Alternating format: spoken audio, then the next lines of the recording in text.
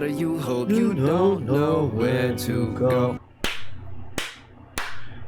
Hello everyone, welcome to another installment of our 2020s little phase that we're rolling through because the year is almost over. As you can tell, it's already December. Happy December to all of those who celebrate.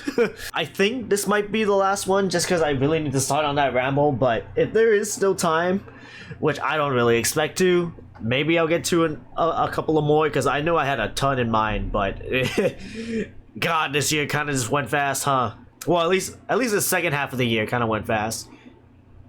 Something like that. Anyway, we are going to look at an album and an artist that I've really never mentioned on this channel. Because if you've been watching the channel for a while, there are some albums from artists that I've already covered beforehand that dropped in 2020.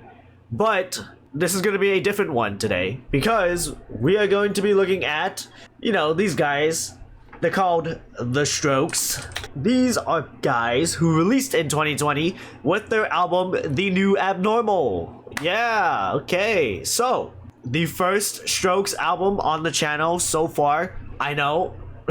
Well, okay. This will be another installment of me showing my very, very shallow knowledge of other artists because I think I have listened to this album before, but this was really back when it actually did release back in 2020. I've heard rumblings about it. I know the Strokes had other songs, other great albums. I have not gone to fully yet, but we can get to that at another time.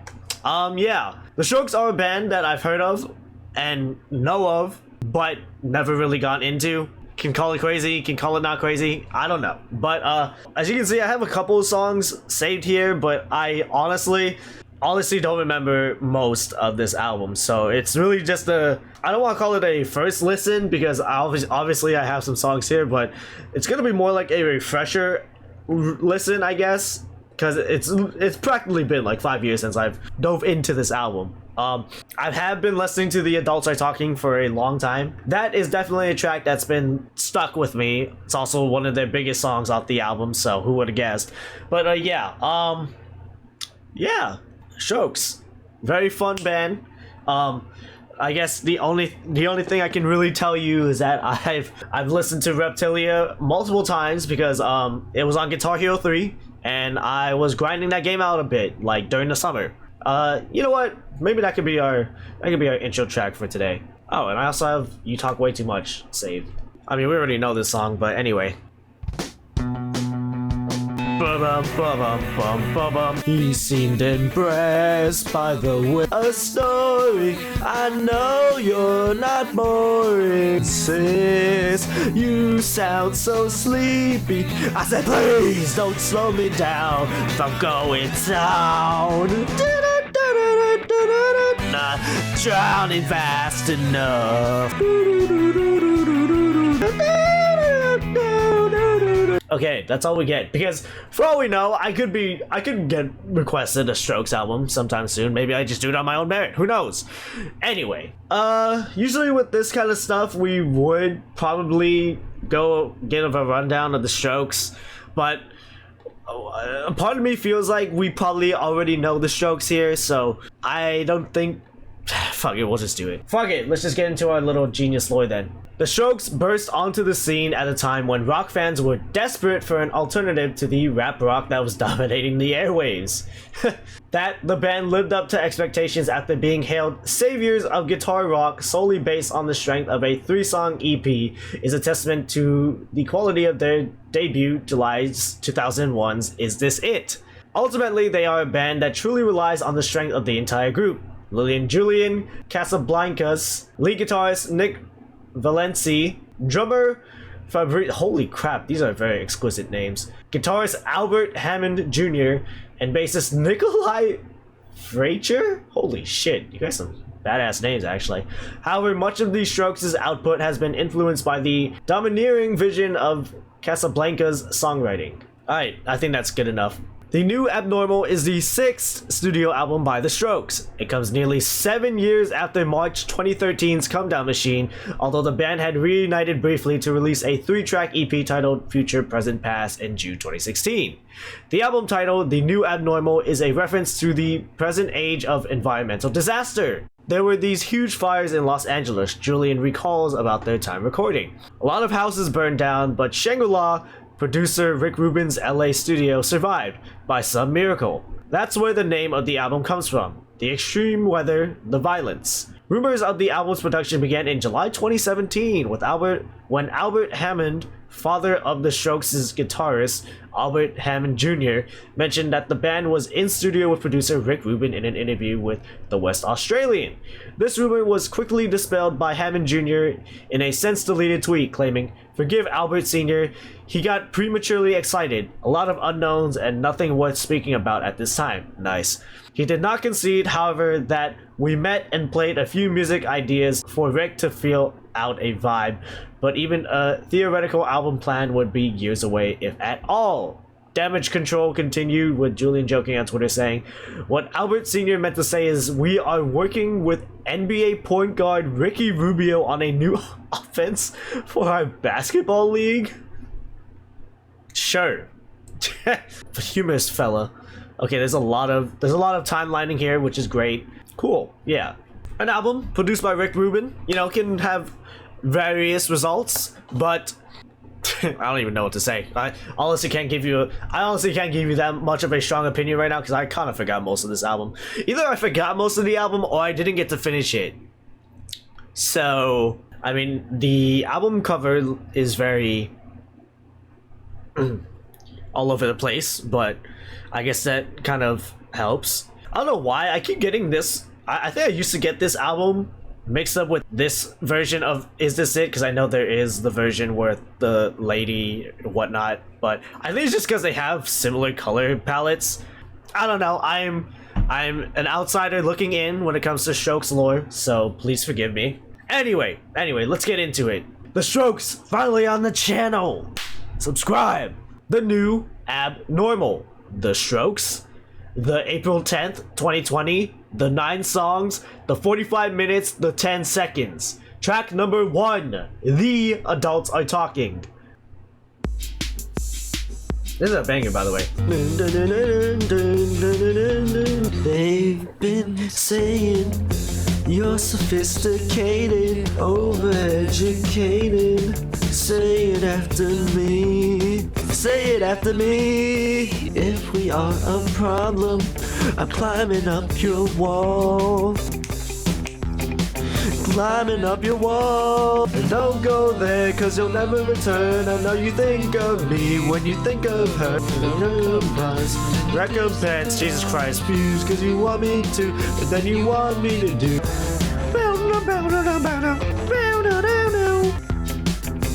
Bow, bow. For the elevator, no more asking. Information's here and everywhere. Then it don't make sense when you're trying hard, think but without recompense. Ready? I don't want anything. It's not your fault. I can't reach that high. How the fuck can you reach that high, dude?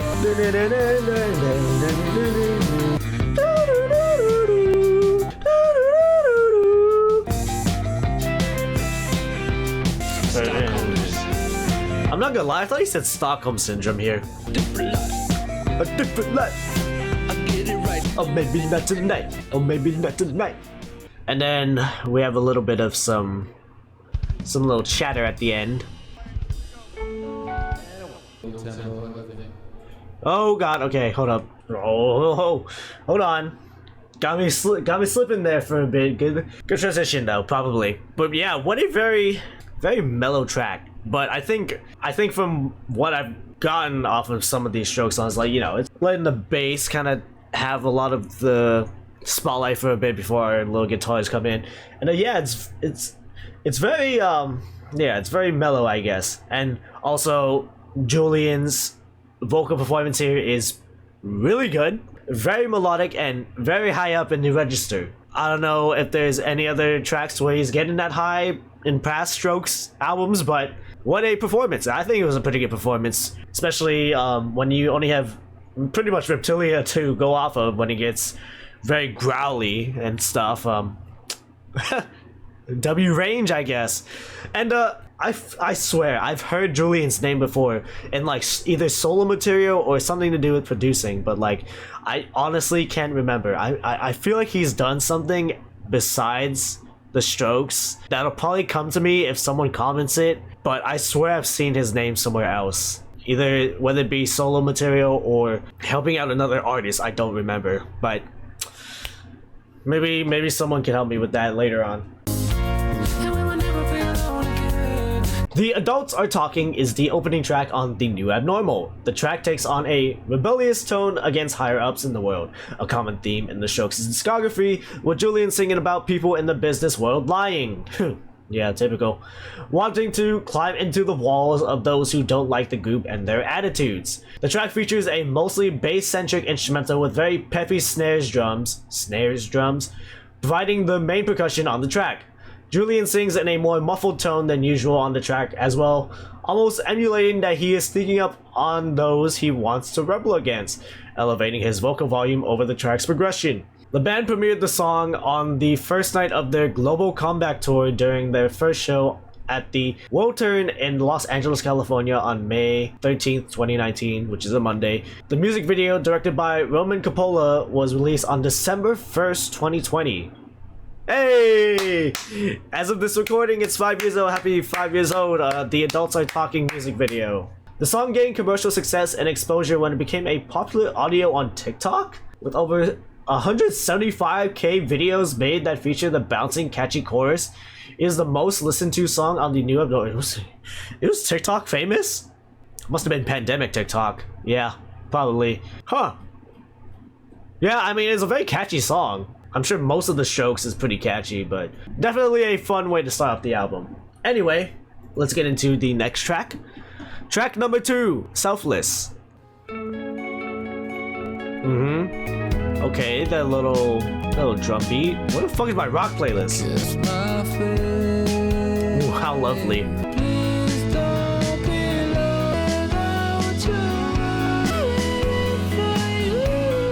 Okay.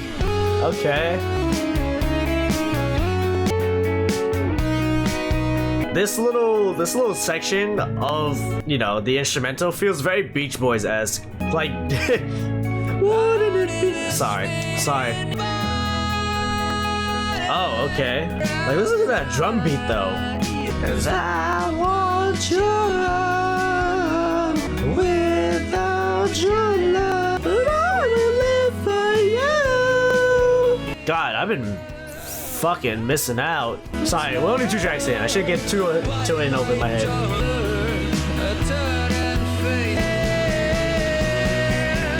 Very cute? Question mark? Love song? Yeah, I mean, once again, showing his little high vocal range and very yearnful in this track, and very dreamy, especially with that little that wasn't guitars. It felt very like orchestra strings kind of thing. They're very yearnful, very wishing of an, I'm assuming, ex-significant lover. A relationship-centered song. And before we continue on that track, I gotta actually mention that I listened to another song besides Reptilia. Fuck, did I listen to Come Down Machine? There's no way I have. But I do have a few songs saved on here. Specifically, Welcome to Japan. That one's one I've definitely heard of multiple times. Like in it was like 2021. I don't think I've listened to this album fully. I think I just scrubbed through some songs and tried to pick out some. But yes, Welcome to Japan, I've also heard. Maybe Call It Fate, Call It Karma. I honestly don't know. I'm kind of coming back to this all at once, so forgive me. But yeah, also back to Selfless. It does remind me of this other band, this other guy. You might know him, Dallin Weeks. I don't know how, but they found me guy.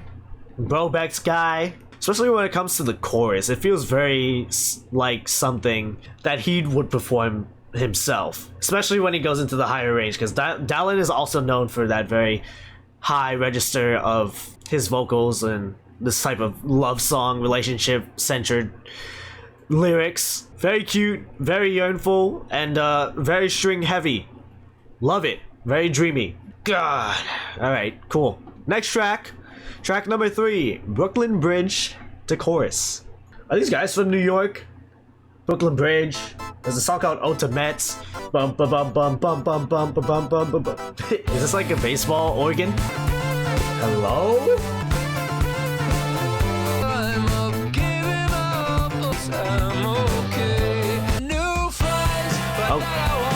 Oh, come on, man.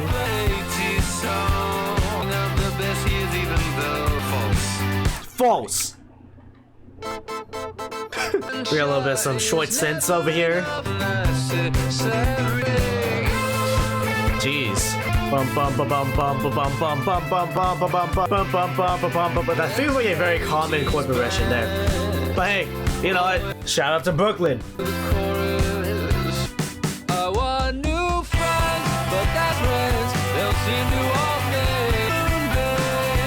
On a moonbeam. Where are the strokes? Okay, they did originate in New York. This all starting to make sense. I know that. I know that.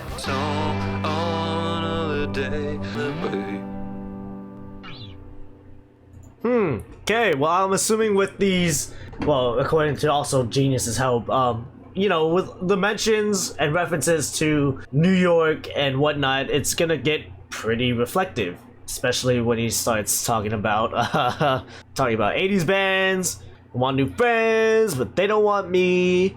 Starting to get very critical of oneself. The track follows Julian in a very reminiscing tone, reflecting on people and memories like the 80s bands from his past. Chord structure for the verses are very similar to Cuddy's Crew. Is this the one I just died in your arms tonight? Hopefully. Sounds like it. He comes to terms with the fact that these are indeed from the past, however, and puts them behind him, looking for new people to surround himself with and move on in life. The song features more traditional Strokes instrumentation than the record's 2 previous singles, with a heavy, guitar-driven chorus while also incorporating synthesizers over the rest of the track, yeah. Here, Julian, which one can assume is the narrator because of the references to his ex-wife in the next lines, furthers his argument that he expects this situation to turn into a vicious cycle. This ties in with the aging theme in the song. The older he gets, the less he understands the youth, in turn making him feel even older. Could also be referring to knowledge and how the more you learn, the less you feel like you actually know something. Juliet Jocelyn is Julian's ex-wife, the two who got married in 2005, divorced in 2019 after 14 years of marriage and 2 children, Cal and Zephyr. She was the band's assistant manager before the two joined in marriage. Holy shit. Details about the two split are relatively unknown, as the two generally chose to keep their relationship out of the public eye. However, in a profile with Garroott in 2003, Jocelyn revealed how she first came in contact with the band and assumedly met her future partner. She met future Strokes manager Ryan Gentiles in math class. It's true. At NYC's Pace University, and he invited her to see the band perform. I was like, oh great, another band. When they started playing, they blew my mind. She started helping out Ryan in 2001. I'd go to school from 10 to 1, work with the band from 1 to 8, then bartend until 4 a.m. Holy fuck, that is a hustler. Shout out to her, that is a fucking hustler. This line may give listeners more insight into when this track was written and developed, as the line was most likely created before the two split, and may even reveal that Julian still feels this way towards her, even after the two divorce. Yikes. Okay, well, I just got a bunch of lore dumped onto me, and you know, it's nice to have some sort of insight and, you know, prior knowledge to this track rather than, you know, try to go through this all blind and whatnot. But yeah, okay, that was a lot to learn about when we just started getting to know each other, but that's okay. Anyway, hoping the best for those two even after marriage. But makes me wonder like how teachers feel with students nowadays, because like, holy, even though I'm not a teacher and even though I am very much past my high school days. It's like, I wonder if teachers either try to get in on the youth and their way of life and their socializations, or do they also stick in their own ways to, you know, keep themselves sane? Because I know if, you know, say like a teacher of 20 years has to go through different high schoolers, like high schoolers in 2005 are way different than the high schoolers of 2025. So yeah, I just want to know, how sane are these teachers nowadays, especially long tenured teachers? Like a brand new teacher is able to like at least get with high schoolers, maybe, because, you know, maybe the age difference isn't too bad. But anyway, we're getting to a different topic about age and whatnot. And the 80s song, yeah, how did it go when they said this is the beginning of the best years? At the early 2000s, the Strokes were quoted as salvation of rock music, or a new beginning for the genre. This could also serve as a more general critique of that old pop music trope that the best days of your life have to be in your 20s or teenage years. The 80s saw the rise of neoliberalism in the US, the UK, and elsewhere. It clearly was not the beginning of the best years. Yeesh. Yeah, aging is fun, guys. Aging is very fun. God, this fucker mentioned me in my story. Anyway, sorry, that took way too long. I'm getting cooked on. I hate fantasy football. They get very fun rock tune. Okay, anyway, next track number 4. Bad decisions. So true. I made a lot of bad decisions in my life, like drafting fucking JJ McCarthy. Sorry.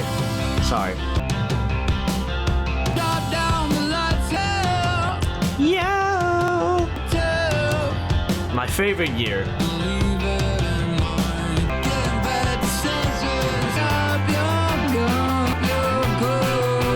What? Is that actually what he says?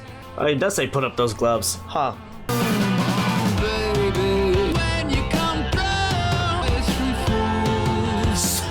Hell yeah, dude. Making bad decisions.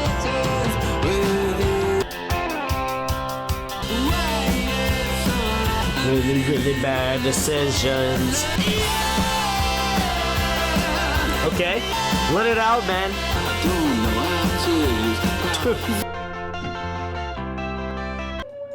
Whoa, is that gonna transition to the next song, or is he referencing an older song? Or is that just random studio noise? Because hold up, wait a minute. Anyway, yeah, when it comes to the chorus, obviously it's very straightforward. It can really be interpreted with pretty much anything. Like literally, it's just I'm making bad decisions. Anyone could fit that into their own personal problems and interpret it very generally. But Genius here says that there's a couple of ways to interpret the song. And also, the reason why Billy Idol is here is because, you'll see in a bit, Bad Decisions is, according to band member Albert Hammond Jr., the first official single from the Strokes' 6th studio album, The New Abnormal. The Strokes debuted the song with a live performance at the Bernie Sanders, New Hampshire primary rally on February 10th, 2020. The Strokes are good guys? They later premiered the song and its music video on February 18, 2020. The song interpolates the main melody from Billy Idol's hit July 1981 single Dancing With Myself, as Julian sings a self-aware commentary about the band's interaction with its fans and the music scene, as implied by the music video's point that a lot of what the fans want are sounds reminiscent of their debut album. Making bad decisions in the context of the song implies the band making the decision to stray from that sound, which doesn't sit very well to their fans, especially to those who vie for their own sound.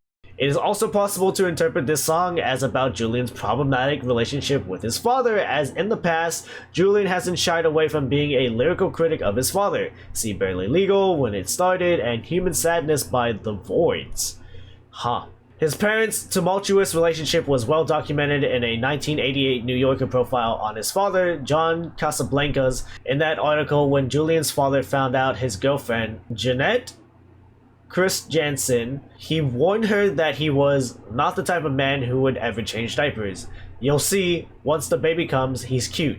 Chris Jansen recalled saying, and he would tell me, Jeanette, don't ever ask me that. Jesus Christ, something very interesting stuff. Okay, well, thanks for showing me the album cover again. The gun and gloves are similar motifs as they are objects seen in the album covers of the band's first two albums. It most likely suggests, as part of the commentary of the band's relationship with its fans, that as the band decides to continue experimenting with its sounds, it challenges its fans to keep the fan base alive or risk alienating everyone if they decide to continue vying for the sound found in the first two albums. Safe or alone could refer to a dilemma wherein the Strokes could either play it safe by adhering to their older sound that brought them a large fan base, or continue to experiment and risk losing fans, winding up with a smaller audience. This could also be a reference to an old movement to end street violence among youths and in urban communities. The movement slogan was "Put down the guns, pick up the gloves." It targeted young people that would be incited to settle beef with gun violence and instead allow them to settle disputes with organized and controlled boxing. Hence the line in the slogan, "Pick up the gloves." I'd say a very common dilemma artists have to face, especially with a long career as the Strokes or any rock band at that point. It's very hard. It's very hard to keep the same sound that you've had for a long time. But it also, once again, once you take that risk, none of us really know if it'll land as well as we'd hope it'd be. Because I'm one personally for you to at least try it. You know, of course, when bands try some stuff, it doesn't really work out the way I'd want it to, or maybe other fans want it to, so that might give them a reason to, you know, just go back to their roots, stick with what they know. And you know, that's also a very fine way or reasoning of what you could do. If you try to experiment your sound and it sounds like shit, and you just keep experimenting and experimenting more and it keeps sounding like shit, eventually, yeah, people might, you know, give up. Give up on the band at that point. And, you know, it's definitely a very stressful situation to be in as an artist, but I think, you know, fan criticism can be helpful in those sort of cases, but I wouldn't know. I honestly can't give you too much detail about how much the Strokes have changed since This Is It or Room on Fire. There you go. Because I haven't really listened to those albums fully. I can't tell you how drastic of a change it has been from those two albums to, you know, like the Come Down Machine or whatever one they released in 2006. Yeah. So yeah, a lot to take into from this single, and shout out Bernie, I guess. Track number 5, Eternal Summer. Hello?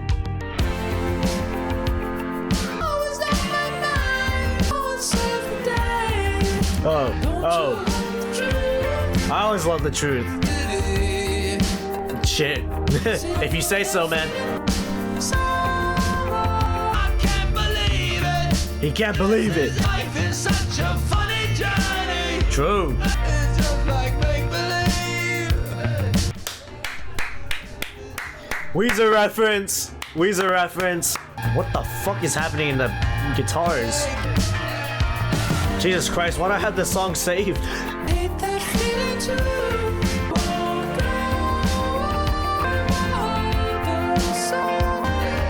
Okay. This is exactly like Make Believe, dude.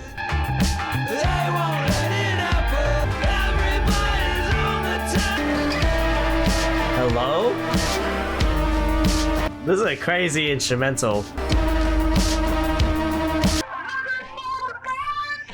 Hello? There's an outro?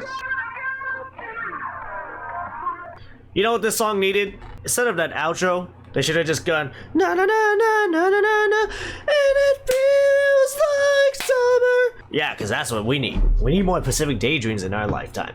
Anyway, yeah, a very fun track. Well, okay, a very, very lengthy track, a very interesting track, and a very visceral track by the end of it. It starts progressing, starts melting away a bit, gets a little chaotic as it comes to a close. But well, when you think about something like an Eternal Summer, you can kind of get the commentary lines about, you know, our climate change, you know, the seasons pretty much sticking to one or getting way more out of hand as the years go on. And yeah, it's it's still a problem. It's still a problem.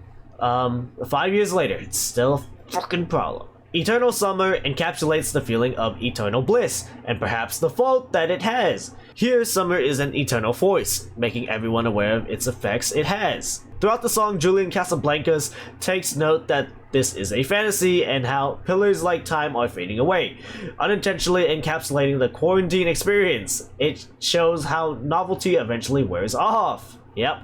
Additionally, it contains an eerie commentary on the irreversible effects of climate change. The carbon blueprint humans have been leaving on the planet for decades has come to an almost irreparable state. Irreparable? What am I talking about? Jesus Christ. Irreparable stage. And it won't be long until life on Earth feels like a summer that won't go away. Even though we might have ways to help counteract global warming as individuals, the people most capable of doing something about it won't let it happen. Oh, can we get a truth nuke in the chat? Can we get a truth nuke up in here? Oh my god, finally. Yes. It's a shame that this is still true 5 years later, but yes, someone has said it. Even though I feel like it should be obvious by now. The people in charge, the people up top, the rich ones, the lobbyists, are really good at keeping our politicians at bay, or at least handicapping them a lot to where they can really not do much when it comes to their enacting of environmental change or laws or whatnot.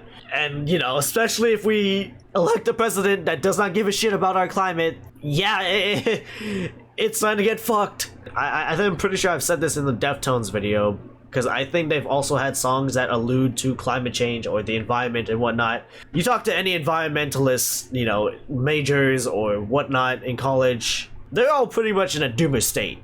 And I honestly don't blame them, because it's just really hard to fight for change, fight for environmental stability, when there is so much people at the top that just do not give a shit, and a lot of people as individuals who really do not care. It gets stressful. It feels very defeating, and I sympathize with that. And of course, I'm not perfect, right?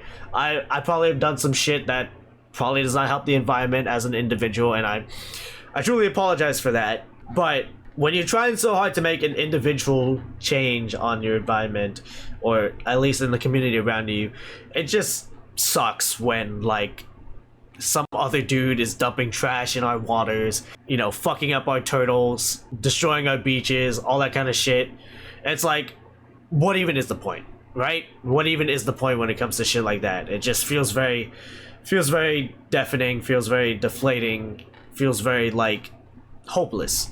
But we're still on this planet, right?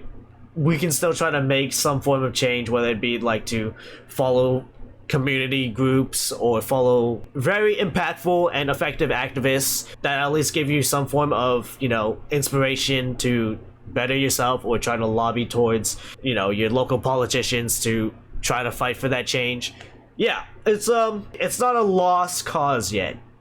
I think that'll help us out with our, you know, our very saddening momentum right now when it comes to fighting for stuff like this. Because, man, I've been at least conscious of this for God knows how long, and I don't know, it's really hard to fight for a change like that when your politicians don't give a shit, our president doesn't give a shit. Yeah. Try to find a group. Try to find local groups, see what they're up to. I really gotta do a beach cleanup again, but then again, I just really don't have anyway, making excuses. Anyway, the chorus and post-chorus guitars and vocals sound reminiscent of many songs from the Wall era of Pink Floyd. Additionally, the pre-chorus echoes The Ghost in You by the Psychedelic Furs. Drummer Fabrizio Moretti has stated in the live show prior to global release of The New Abnormal that this is his favorite song on the album.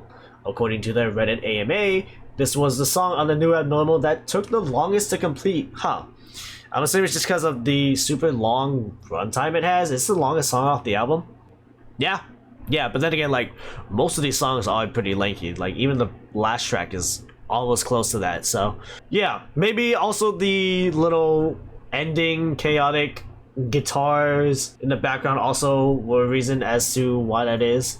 Yep, a bunch of stuff here that'll show you his thoughts on our environmental climate change situation. And yeah, someone in an official position who is on the take is accepting bribes. Here Julian is saying that everyone around us is corrupt. Are you corrupt too? Yeah. Any band that is very vocal about climate change and how our environment is dying because people are, you know, people up top are fucking it up for everyone else, will always get A+ from me. It's a very fucked situation, but we lived in very fucked times, so it is what it is. Next track, At the Door. Creeper. Oh man. I can't escape it. Fine. Okay. Yeah. Okay. Want to run in. Don't run. Don't run, pussy. Run home. Have I lost? Beg me not to go. Get yourself to shore. Bang at the door.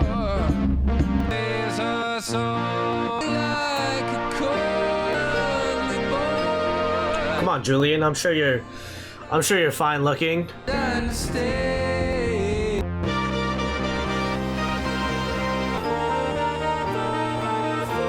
Hello? It's a little vocal break. Okay then. Okay then. Wow. Very emotional track. Next track. Why are Sundays so depressing? I don't fucking know, man. Maybe it's because my football team stinks.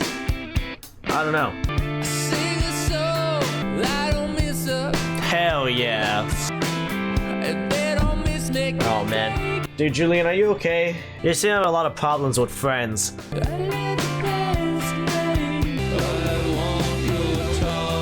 Wow, wow. Wow, wow.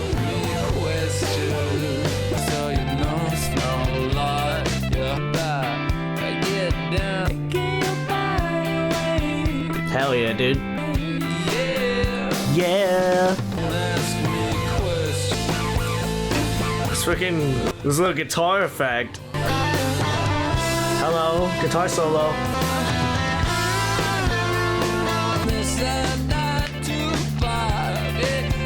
Okay.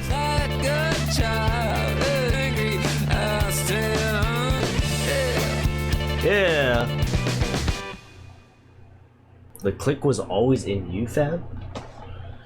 Huh. Yeah, we get a lot of reminiscing reflection tracks off of this album, considering the fact that we haven't had a Strokes album in so long. I mean, this feels very like, what is my career at this point kind of stuff, where it's like, it feels like they're like over it. I don't know, they don't, it just feels some sort of way that's like very reflective but not proud in a way, and I'm not sure if that's what Julian or the band was trying to portray here. I'm sure they're probably proud of the success they've had. They've had a bunch of hits, a bunch of bangers, I'm assuming, and a lot of, you know, success in the musical career. But this seems like Julian just wants to go back to a life that was just before all of that. I mean, especially with a line as telling as I kind of missed the 9 to 5, but it's like also he doesn't even miss his, I'm assuming, ex. And also bringing up his friends, you know, he has continuous problems with his friends and other relationships, and it's like, huh. I just gotta ask if Julian's okay, man. He's just okay? Is he okay? That's all I really ask, man. That's all I really care about at this point. I guess, in a way to describe this whole song, it just feels very empty. And not like in a bad way, like there's no substance to the song. It's just like, it feels like Julian is portraying a feeling of emptiness, which, you know, would make sense given the title. But yeah, honestly, and this kind of related but very unrelated, but I would always be like very sad on Sundays, because that's like, you know, with your school days, the weekend comes, you have fun all the time, have fun on Saturday, and then you have fun on Sunday. That Sunday evening, when it starts going to nighttime, that's when I get like the most sad, because man, going to school sometimes for those Mondays fucking suck. But kind of just there to stew, prepare yourself for the week ahead, the work week ahead. And who knows, maybe this might happen once I get a 9 to 5. Maybe, hopefully, I don't know. Yeah, Genius is definitely helping me a lot with getting more context and more, you know, outer knowledge about the Strokes throughout this album, because they're showing a lot of inspirations for Julian, you know, mentioning Bob Dylan, Lou Reed. There's also a bunch of the line "I'm staying hungry." "Stay Hungry" is also the name of a song by Talking Heads, so it's pretty cool for the band to, you know, sprinkle in references to, I'm assuming, bands they idolize or adore from their coming of age times, shit like that. You know, I really gotta get into Talking Heads. Honestly, really gotta get into Bob Dylan. That's probably another artist people are gonna be like, "You never listen to Bob Dylan?" I've never listened to a lot of shit. I will always mention this until, you know, I finally get a lot more music under my belt, and I need to double what already, like, some might say my musical knowledge is pretty good. I need to like double or triple that at that point before I can really say I'm an expert on music. But I just listen to what I listen to and like what I like, and you can't fault me for that. If you do, then suck my balls. A very good track. Next track though, track number 8. Not the Same Anymore. Has my guy grown? Has my guy grown? Ooh, okay, we're getting that. We're getting that chord change. Okay.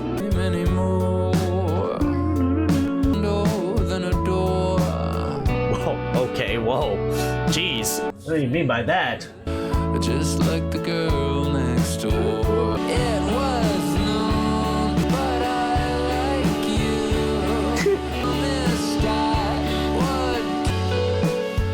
And now the door prisoner grows up. What he wants, he gets. Regret. Fuck if I know. I didn't know, understand. I wasn't sure. So I fucked up.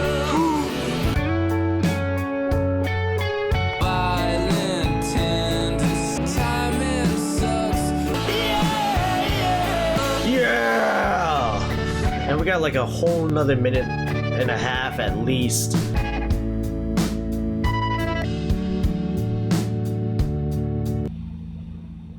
Wow. Another very critical track on himself.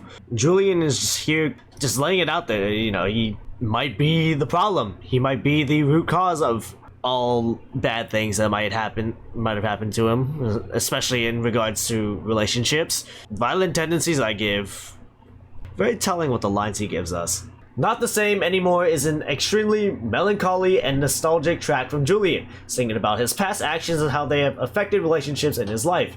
He implicates himself as the cause of the end of many relationships, citing his inability to change and be reliable as main reasons, even revealing that he may have become violent in some situations. The track features a very different attitude towards the past than its predecessor in the track listing, "Why Are Some Days So Depressing?", showing how Julian may regret having been so avant-garde about breaking off past relationships carelessly. One of the slowest songs on the New Abnormal, the track features a very full percussion line, occasional guitar lines coming in during the verses, while more full instrumentation from Albert and Nikolai comes in during the chorus sections of the song. The rhythm guitar in the chorus sounds very much like some old Strokes tunes, which may be on purpose. These chords, played in down strums only, perfectly synchron to the drums, is such an iconic Strokes thing. Nothing is the same anymore, but there is still something left from the old days. Wow. Wow, wow, wow. It's no secret that the Strokes went through a rough patch during the recording of their 4th album, Angles. Julian was absent for the majority of the sessions, instead choosing to record his vocals separately. Guitarist Nick Valency went on to describe the making of Angels as just awful, saying he refused to record future albums in such a fractured way. In this verse, Julian admits fault and shows remorse for letting his bandmates and fans down. Oh, wow, okay. Fans see this special side of Julian and beg to be with him, but in reality, he isn't the same as distant people perceive him. Julian has learned over time not to stress too much why people think of him in that way, as many people have been attracted to him since his youth. Self-critical, very self-analytical, and also very yearnful, very lustful, but we'll get to that once we get to our last track, Track number 9 out of 9, Ode to the Mets. I am a Marlins fan, and apparently they are division rivals, so I don't know if I can be too happy about the Mets. I guess it's better than the Yankees, am I right, guys? Up top. But it's not easy. Well, maybe some slack. Drums, please, Fab. Yeah, thank you, Fab.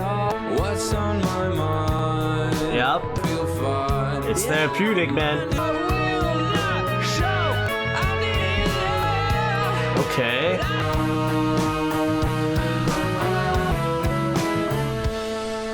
Innocent eyes that come out of control. It's the last one back. Okay.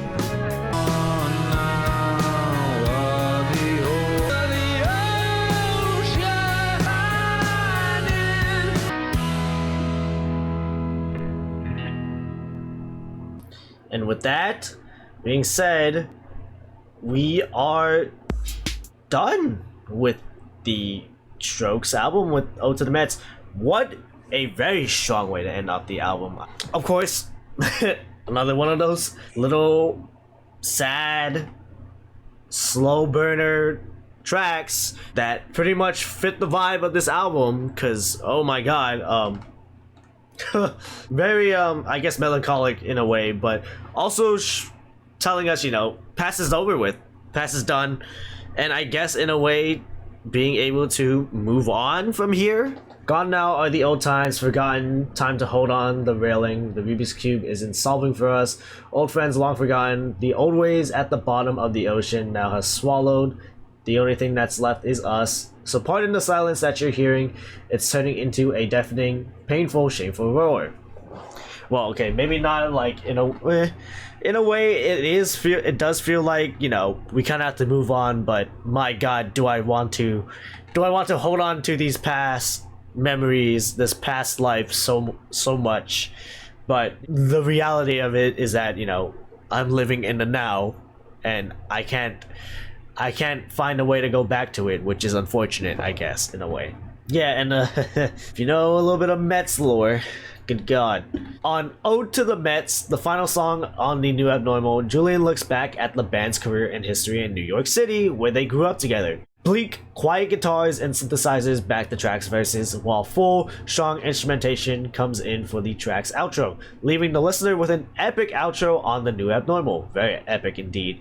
Additionally, the song begins with these same chords during the chorus, this time on the synthesizer. As previously heard on the album's opening track, adults are talking, thus serving as the beginning and end of the journey. Okay, I had a feeling that sounded familiar. In episode 2 of the band's podcast / video chat, 5 guys talking about things they know nothing about. What a great name. The band discusses this track. The New York Mets are a Major League Baseball National League team based in Queens, New York, and have not won a World Series since 1986. Yeah, I think I watched a little bit of a video on the 86 Mets about how they were fucking crazy. They were a crazy ass team, but they ended up winning the World Series, and it feels like they sold their soul for that World Series because they haven't really had much success since. And you know, it's gonna be about 40 years since that World Series happened. Yeah, rough times. Julian calls the Mets the team of his youth. Julian wrote the song while waiting on a subway platform after the Mets had lost a painful National League wildcard game in 2016 against the San Francisco Giants. Yeesh. Julian wanted to remove the Mets from the song title, naming it Ode, only to be talked out of it by Fob and the band, who loved the song title. The band views the name as symbolic, with the Mets representing something that you set your heart to that continues to disappoint you. Shit. The track was debuted at their New Year's Eve 2019 show at the Barclays Center in New York, connecting the song even further to New York. In 2024, the song regained another commercial success and exposure through its use as popular audio on TikTok videos. The bouncy, catchy chorus soundtracks over 175,000 videos. Is this still talking about the same song? This literally is The adults are talking, right? Contributing to the success of The Adults Are Talking on streaming platforms. It is the most listened to song featured on the new abnormal as of August 2024. The wildcard game is a one-game playoff. Baseball does not play 7-game series until the league championship round. True. Well, I guess. Well, I think also the round before that, right? I don't know. 2016, the Mets lost the wildcard game to the Giants in heartbreaking fashion, giving up 3 runs in the top of the 9th. Yeesh, that's unfortunate. This song is obviously about parental abandonment, invoking deep abandonment in its bleak notes. Huh. Okay. Thank you for also adding that in, but yeah.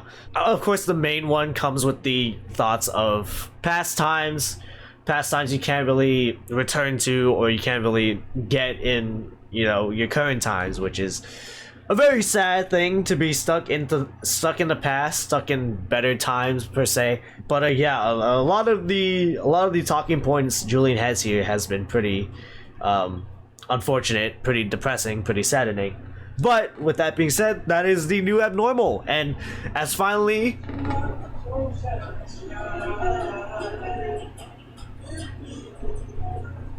sorry, our car just came by, just blaring his music. Anyway, finally, I can say that I've listened to this front to back, at least nowadays, because I honestly don't remember if I don't think I have listened to this album fully back in 2020, so I think I might have, like, listened to a bit of it, but not all of it. So, as someone who has finally listened to all of it front to back, I can say that this is a really solid album.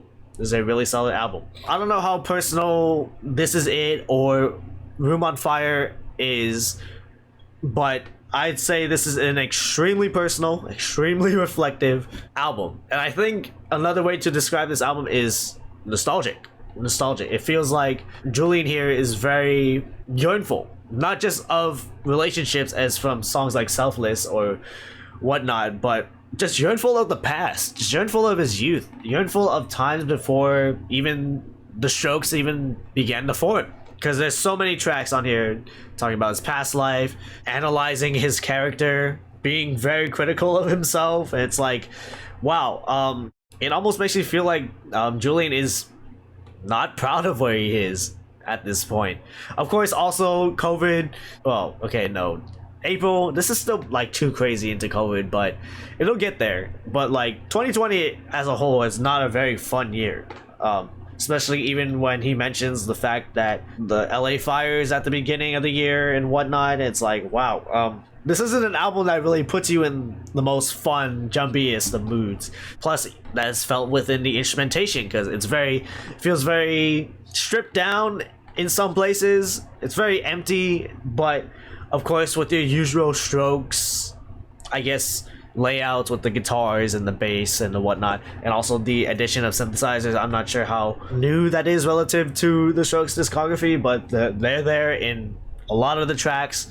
But yeah, what's a good way to describe it? It's just like very I guess another way to describe it is just it can get very quiet instrumentation wise, but of course there are a lot of build up moments, a lot of fun guitar work in here, and you know, a lot of fun drum work in here too, because like that one track with the, like, I'm pretty sure it wasn't in 4/4, but that drum pattern that Fab was doing was pretty good.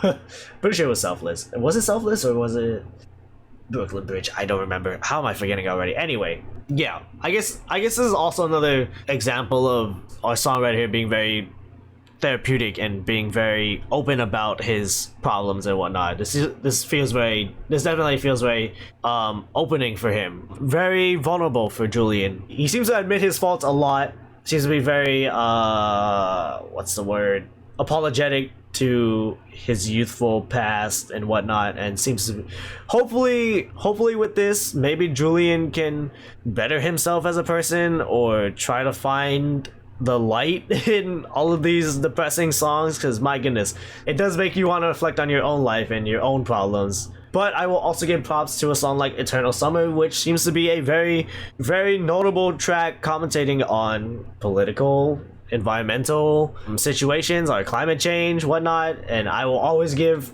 my flowers and my claps to any artist who talks about that and makes a good song out of it, because if the song sucked, like musically wise, then that would be very unfortunate. Thankfully it does not. I will say there are songs that I'm not too crazy about yet, like At the Door or Bad Decisions. I think while I do think they are, I think they are fine tracks at the base level of it. I think it might take a bit for me to possibly come around to it. Right now, I don't have too many strong feelings on it. I do like the crux of Bad Decisions. It is a very possibly relatable track, considering how general the chorus is. But yeah, other than that, everything else here, bangers, very personal bangers, very melancholic bangers, very emotional bangers. Yeah, very great album. And sure, maybe there are even better albums once I look into the past of the Strokes' discography, but for the 2020s and for their latest album, yeah, we haven't had an album in 5 years, and who knows when we're gonna get another album, considering that the Come Down Machine took 7 years. So it feels like asking, is this it? Gotcha. But you know, who knows? I don't know what the Strokes have been up to lately. All I know is that this album is 5 years old, and I think it still holds up, for better or for worse.